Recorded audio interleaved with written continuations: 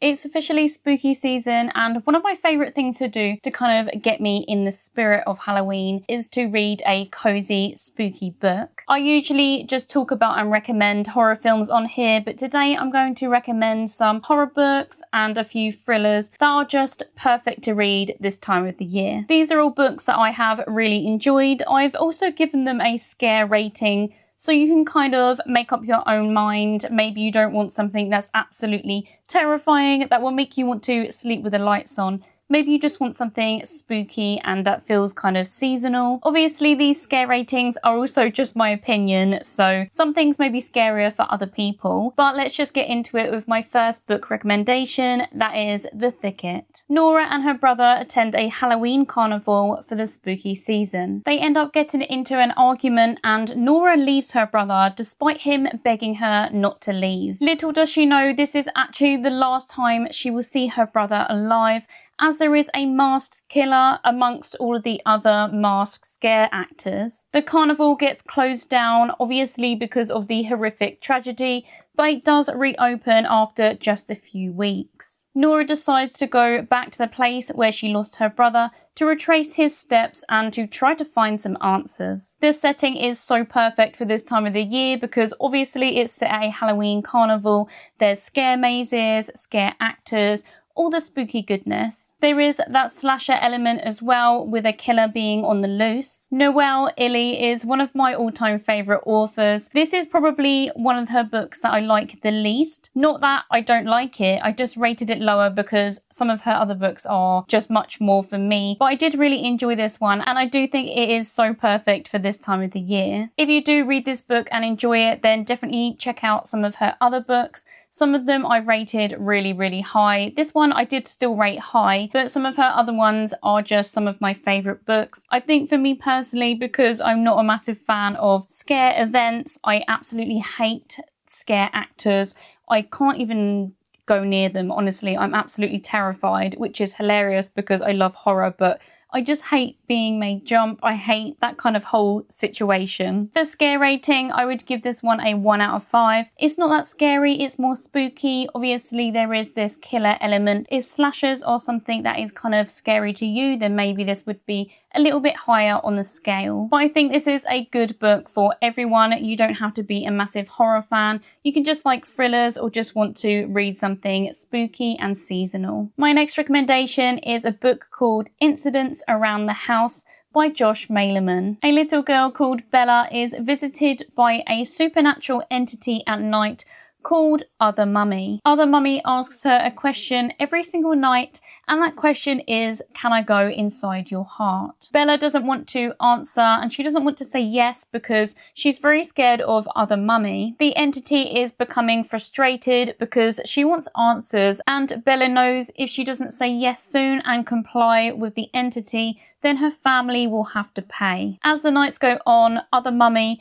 who was once a soothing and caring friend to Bella, becomes bolder and more forceful in trying to get what she wants. The unique perspective of this story being done through the child Bella's eyes makes it just even more terrifying. Her innocence just makes it easier for her to be deceived, and the worst part is it's happening in her own home, in her own room, where she should feel the most safe. If you get the chance to listen to the audiobook version of this, then definitely do, because it is just so terrifyingly well done. It gave me the creeps so many times. I literally couldn't listen to it at night because I kept like checking around the room, checking in the dark corners. Some of the chapters are just so scary. If you're looking for a kind of haunting book, then I definitely recommend this one.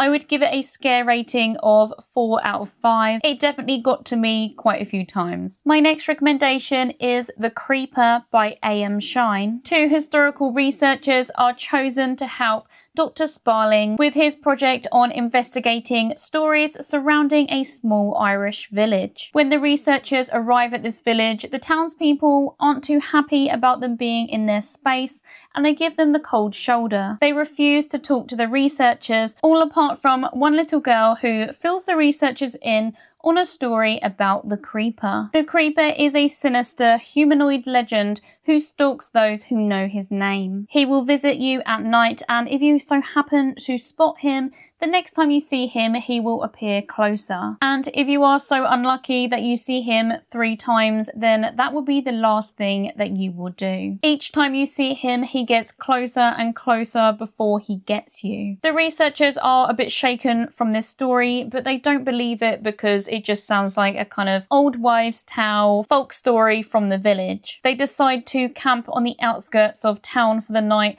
to not provoke the townspeople further. That night they hear a noise outside their tent, so they go out to investigate and they see a figure standing out there in the woods staring right at them. This book scared the living daylights out of me. If you like horror films like The Ring, Smile, and kind of like ones that are based around curses, then I would definitely recommend this book. It's like a folk tale that's mixed with a curse that progressively gets worse. The grisly descriptions will have you looking over your shoulder, but definitely not out the window at night. The creeper looks terrifying with an unnatural smile that just looks painful and eyes that are wide and just staring right at you. For scare rating, I'm giving this one a 5 out of 5. For me personally, it absolutely terrified me. The descriptions of the creeper are just so well done.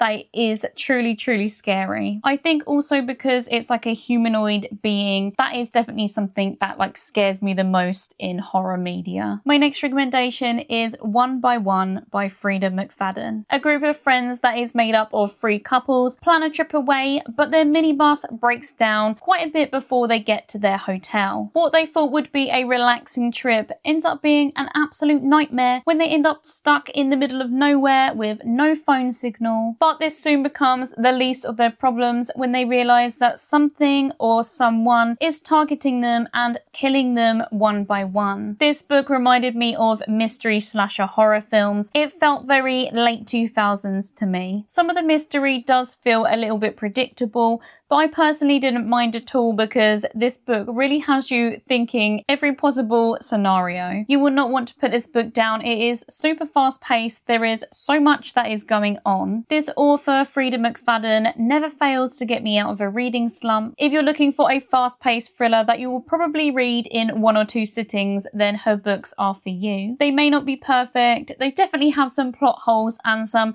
far-fetched twists, but I am always thoroughly entertained. As soon as she comes out with a new book, I am usually buying it and starting to read it at midnight when it first comes out. I can't lie. Her books are just so addictive. When you've started reading them, you just kind of want more and more. This is definitely one of her more horror-y books alongside another book called The Locked Door. My favourite books from her are Do You Remember, The Housemaid and The Boyfriend, and also these 2. So if you get through this one super quick, then honestly I recommend those ones as well. For scare rating, I think I'm going to give this one a 1 out of 5. It is more of a thriller but with a slasher element. It has a fun lightheartedness to it, so it never feels too scary or too deep. The next book I'm going to recommend is How to Sell a Haunted House by Grady Hendrix. Louise begrudgingly must go back to her parents' house out of town after the news of them passing. She's dreading going back to that house and leaving her family, but she knows she must do it to renovate it and get ready for it to be sold because she definitely can't trust her brother to do so. When she arrives back, she realises that it's going to be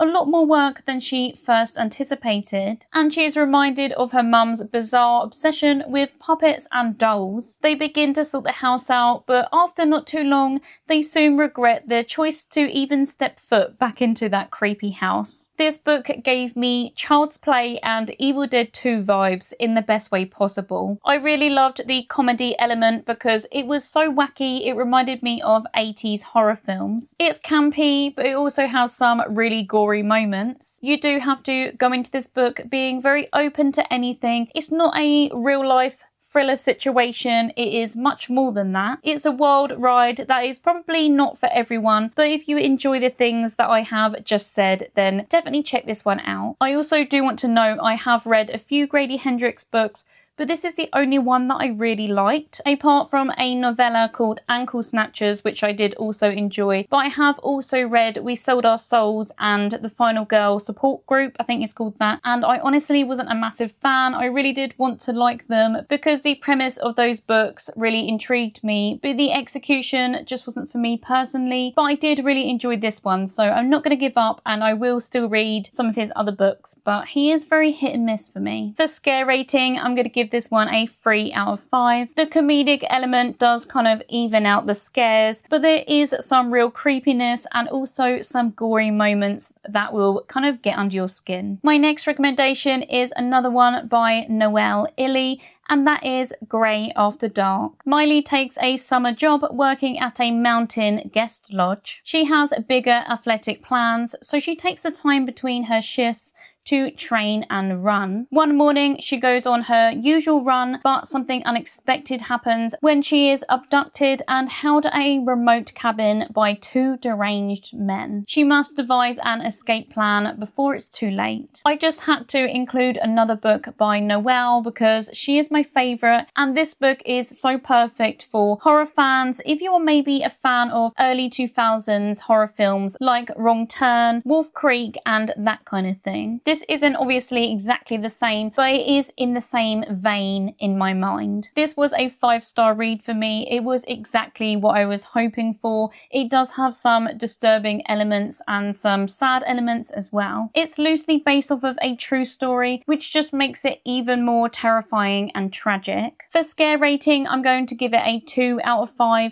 It's not like boo scary, but it is kind of like real life scary. I have 2 more recommendations. I had to include a Riley Sager book, so the one that I have chosen is Home Before Dark. This haunting tale follows Maggie and her family, who 25 years ago moved into a Victorian estate called Bainbury Hall. They actually only managed to stay at their new property for 3 nights before fleeing in the night and never returning. Now Maggie is grown up. It is 25 years later. The only memories that she has of this night are from what she has read in her father's book. She now restores old homes and inherits Bainbury Hall after her father's passing. She decides to go back there to visit and also see if she can renovate it to sell, and while she's there, maybe uncover some past secrets. This book has a very gothic vibe to it. It's a haunted house story where we follow 2 timelines to find out what happened all of those years ago. Like Grady Hendrix, Riley Sager's books are also really hit and miss for me.